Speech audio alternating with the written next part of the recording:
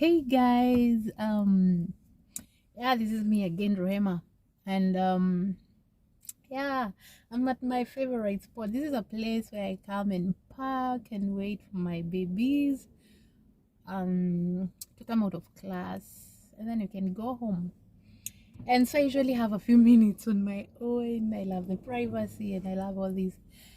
Yeah. Anyway, mm, this video to me is a sad one. Because it's something that happened to me at work and I felt like I want to quit. I just want to quit.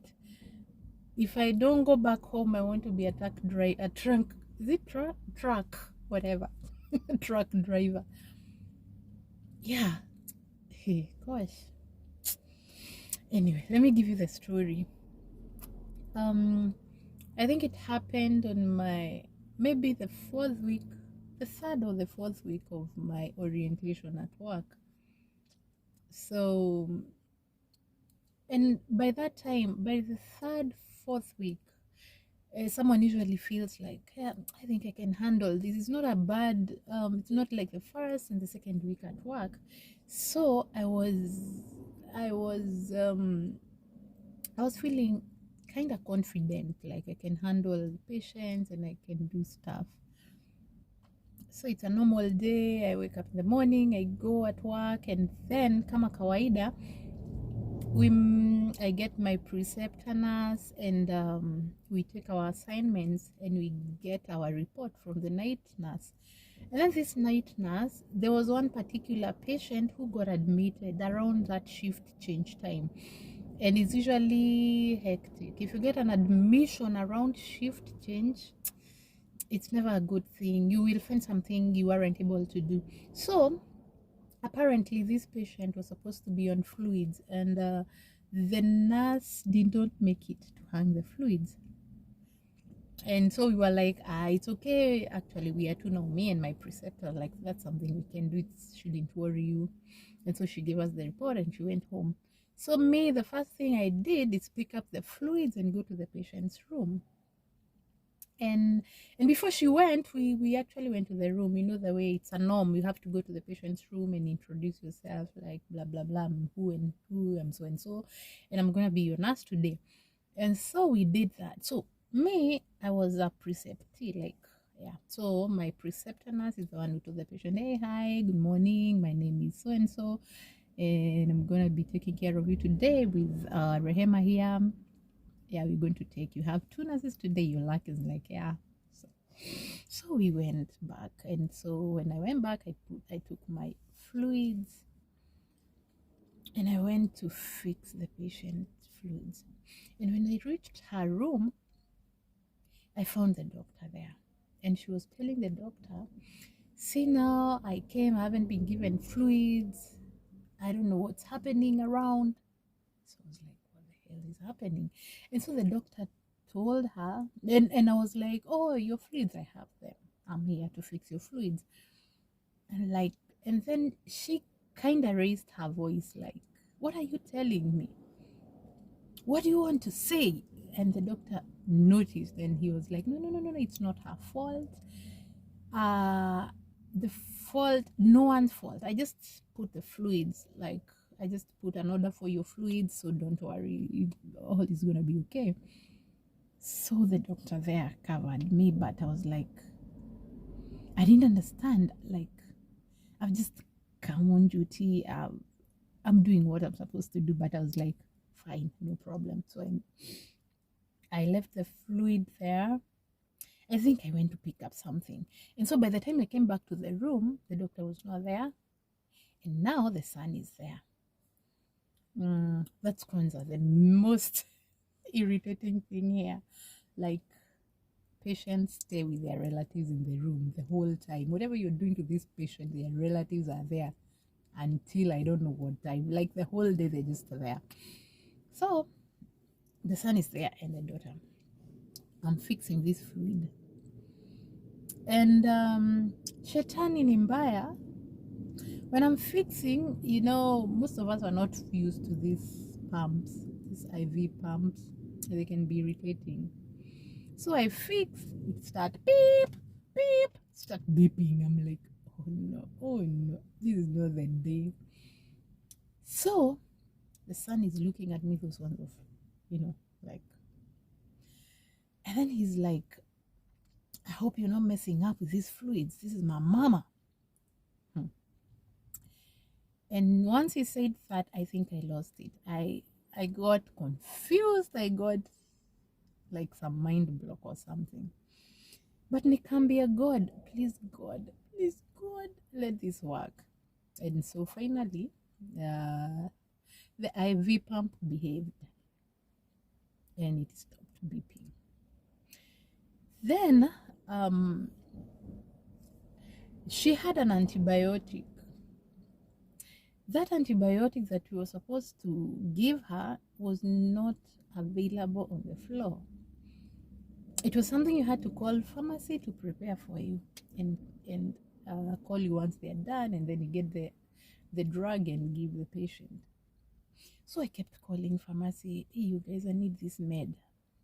They're like, yeah, we got you, we're making it. And then this lady is like, I need my medication. Like, she was so irritated. Every time she called me, I'm like, I haven't gotten your med. I'm still waiting. I could even show her the text messages we were to, like the conversation between me and pharmacy. Look, this is what is happening. They're still making your drug. And unfortunately, it took quite some time. And so, when I finally got the med, I went to her room. And she was like, don't dare touch me. Don't even come near me. I don't know. Okay, I knew she wasn't happy, but I wasn't expecting that. Don't even dare come near me. I felt so bad. And I was like, no, all this time I was telling you, it wasn't my fault. Pharmacy had the drug and they were making it. And she was like, do I give you, the F word? Do I care? Is it my work to know whether you got the drug or not? My work is wait for my drug or something. She talked. I didn't have words. I just looked at her. And then she's like, can you call me somebody I can talk to? I don't want to talk to you. So I went and called my preceptor nurse. I told her I'm having trouble with so and so. Can you come with me to her room? And so we went to her room. And when we went to her room, now that's when hell broke loose. She told her, like, why did you send me this thing? Why did you send me this thing to help me? This poor thing to help me out. She knows nothing. I don't know where she is from, but she knows nothing.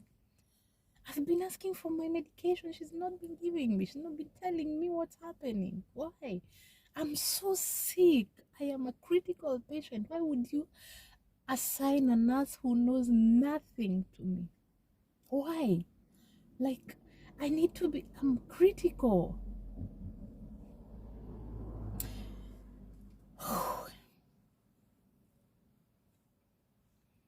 At that point, I couldn't say anything. I just looked at her. I think I was frozen. I didn't know what to say. And so my preceptor nurse told her, she was so calm, and she told her, like, let me tell you something. On this floor, we have one nurse taking care of 6 patients. And so, the only patient she had to take care of other 5 patients who are also critical. And if the doctor knew that you're so critical you couldn't be handled by a nurse who had 5 other patients, the doctor wouldn't have brought you in this floor in the first place. So kindly don't say those unkind words to her. Please kindly don't do that. The patient got agitated again. Like, I want to see the charge nurse. I don't want to see you also. And she was like, okay, let me go get for you the charge nurse. I went, I didn't know what to do anymore. I went to the nurses' lounge and just cried myself out. I was like, just at the time I was thinking I'm making it, like I'm comfortable taking care of patients, I can do this and that, then this happens. And I cried. And my preceptor nurse, I think she noticed she's not seeing me anywhere, so she came looking for me at the lounge and she found me. She came with the charge nurse and I think another nurse, and they knew what's happening. They were like, no, Rehema, you've been a nurse for 12 years. You've been a nurse for 12 good years, and the 3 weeks we've stayed with you, you're doing awesome. You not what she said. You not what she said. And these are things that happens here.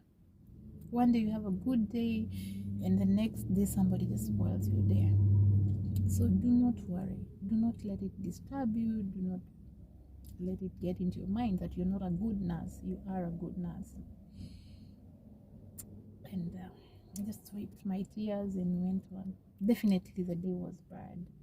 It was already spoiled. And unfortunately, the same day I had a patient another one now, who was also getting on my back. And I was wondering, aren't I a good nurse? Am I that bad? Am I that stupid? Am I not qualified or something? But when I went home, I remember I called a few of my friends, like the ones from Kenya, just to feel like, is there somebody who's ever gone through this? And I was like, yeah, this is normal. Like we get this stuff. Some days are good, some days are bad. So don't let it put you down. And I felt very much better, but I can't say it went like ilinitoka immediately. No. I remember the following day I was off duty and I couldn't even do anything in the house. Just stayed and wondered, am I supposed to go back to that hospital? Am I supposed to go back and meet another patient, or even meet her? Because it was on a Friday and on Sunday I was going back to work, and I knew I'll still find her. And I was so devastated. That Saturday morning, when I was showering to go to work, I really cried. I cried myself out. That Sunday now. And I remember telling God, I have no otherwise. I have to go back to hospital and work. But please, God, don't assign me that. Don't let them assign me that patient again, because I won't be able to take care of her. As much as I want, I cannot be able. I will not be able. Please, God, don't let them assign me that patient. And I went to work, and lucky enough, none of the 2 patients had been assigned to me.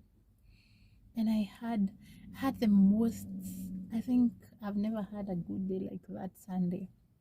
I had good patients. I remember one who even wrote a note. He wrote a note and gave it to me. And he's like, he was being discharged that day. And he wrote, like, it was like a 50-something-year-old man who's in a rehab for a chronic illness. And he was like, I have been here for like 10 days, but nobody took care of me the way you did on my last day. And may God bless you. May God bless you for taking care of me with a good heart. And unfortunately, it's my last day in your hospital. And may you continue like that. That's the note he wrote to me. And so there down there was like, I also appreciate all the nurses who took care of me. So such notes we give to the charge nurses, and they are pinned in some board somewhere. And I was like, I was so encouraged, and I told God, maybe God, you're the one speaking to me through this old guy, like telling me to be encouraged. And I got encouraged, and I'm here now. I'm done with my orientation, and I'm good. I don't. I rarely feel that feeling when I'm going to work, but I. One thing I always do in the morning is dedicate my patients to God, and I tell Him, God, please, all my patients, everyone I'm gonna come across today, help me to serve them well with a good heart, and may they be also nice to me. And even if somebody is not nice to me, because you'll get that once in a while, give me the grace and give me the knowledge and the wisdom to deal with them. And that's what happens. You'll find a cranky patient and you're feeling nothing. You're like, hi, what can I do for you? Like, call me when you need me.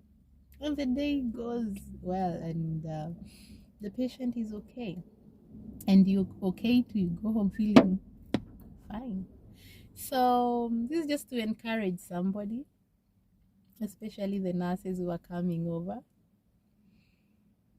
You might find some of these days, but don't let them make you feel you're less of a nurse. So many people have, all those nurses who are coming to the States, so many have good experience. Like, you're good nurses, especially the journey to transit from Kenya to the US makes you tough and makes you, you go through a lot.